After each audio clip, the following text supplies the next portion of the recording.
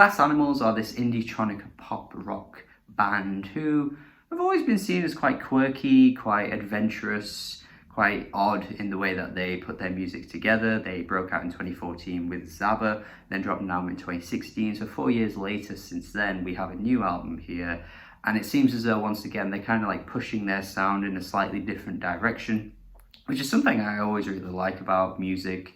You know, bands out here starting as one thing, changing their sound, doing different things with each release. You can't knock it, you know, you can't say that it's not a good thing, because versatility is really, really impressive. And if you're able to sell it in a really cool way and make good music, because at the end of the day, that's what it's about really, then it makes it even more impressive to see bands just completely willing to change their sound constantly and still make the music sound as good as it is. It's different with Glass Animals though. You can appreciate what they're attempting to go for with their music, but it just doesn't resonate with me at all.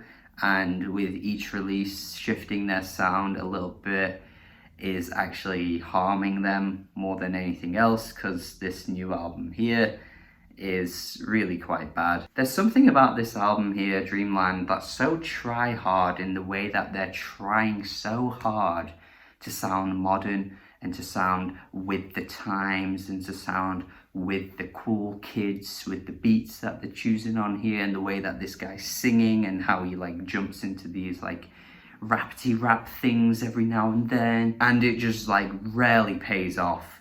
And even when they're not doing that, they're just making this really irritating sounding music with these vocals that are so tedious to listen to, and these beats that's so annoying. You've got these atrocious hooks on tracks like Tangerine. The hook on this track, cannot stand this shit. You've got points where his rhymes are so basic, like on Space Ghost, Coast to Coast.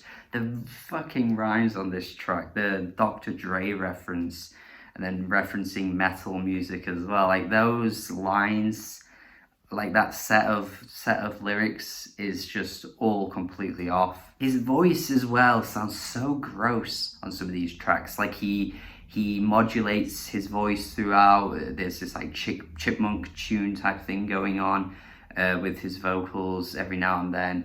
Oh, it's just so gross. Like, there's so much about these tracks that's so egregious to listen to. Melon and the Coconut is a perfect example. The vocals on this make me want to throw up, honestly, man.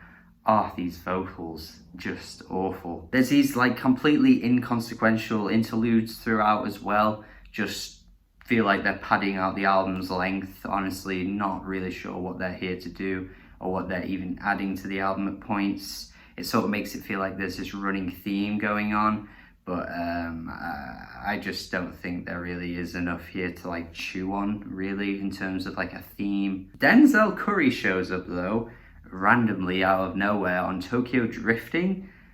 You know what though, his verse isn't terrible, I've got to be honest. His verse is not that bad at all, but it's so out of place and so out of nowhere that it just feels really odd.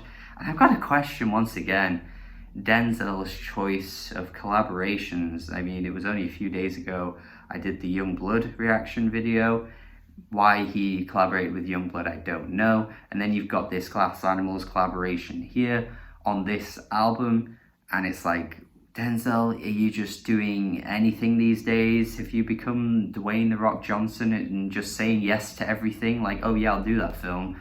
Why not? Now, as negative as I obviously am being here, there are a couple of tracks that are fine, like Heat Waves isn't bad, but it's just so repetitive. That's the issue with this type of track. And some of these tracks as well, they're trying to be so sugary and so accessible to the point where it kind of like feels like they're drumming it in your ears, and it just gets really, really frustrating. But the actual core of the track, like the tune, is fine, and it shows that, you know, when there's not this awful amount of falsetto going on with this guy's voice, or awful amount of effects that like modulate his voice, it's really not that bad. But the one surprise for me on this album was Hitting Your Love. Like, this track is genuinely quite good. I find it to be quite groovy, and I was pretty impressed to hit this point of the album and actually find something enjoyable, because I was like, shit man, this ain't bad. The vocals are nowhere near as annoying. The instrumental is pretty rhythmic. The chorus, I was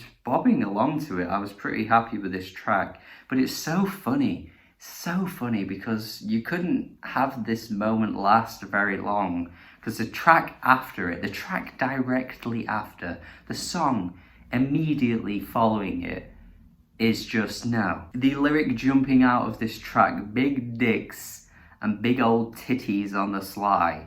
Why did you say that? Doesn't even feel like the way he's saying it is comedic or for a funny little one-off joke line. Like, the way he says it is just so normal, and it's like, why did you say this?